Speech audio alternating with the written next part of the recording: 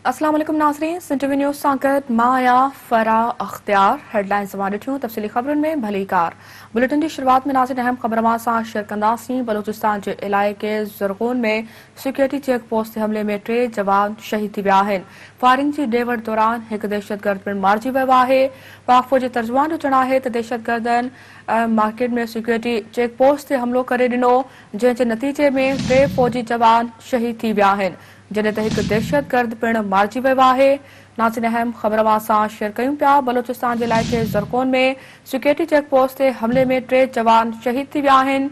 Firing जी ॾे वठि दौरान हिकु दहशतगर्द पिणु मारिजी वियो आहे। पाक फ़ौज जे तर्जुमान जो चवणु आहे त दहशतगर्दनि मार्केट में सिक्योरिटी चेक पोस्ट ते हमलो करे ॾिनो, जंहिं जे नतीजे में 3 फ़ौजी जवान शहीद थी विया आहिनि, जॾहिं त हिकु दहशतगर्द पिणु मारिजी वियो आहे। नाज़रीन अहम ख़बरमां सां शेयर कयूं पिया। बलूचिस्तान जे इलाइक़े ज़रगोन में सिक्योरिटी चेक पोस्ट हमले में 3 जवान शहीद थी विया आहिनि। फायरिंग जी ॾे वठि दौरान हिकु दहशतगर्द पिणु मारिजी वियो आहे।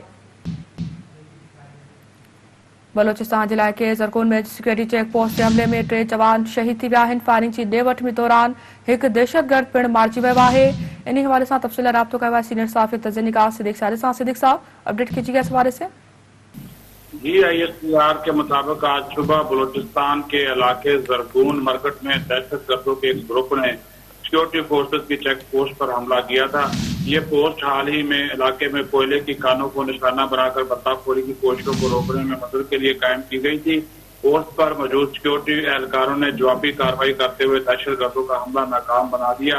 ताहम इस दौरान फायरिंग के शदीद तबादले के नतीजे में 3 जवान जामे शहादत नोश कर गए, एक दहशतगर्द भी मारा गया।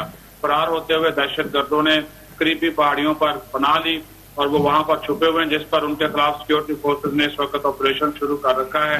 उनको चारों तरफ से जो है वो घेरा हुआ है और सिक्योरिटी फोर्सेस कौम के तावन से बलूचिस्तान के अमन, इस्तेहकाम और तरक्की को सबूताज करने की कोशिशों को नाकाम बनाने के लिए पुरअज़्म है। जी, बहुत शुक्रिया सिद्दीक़ साहब, इस हवाले से आपने अपडेट किया।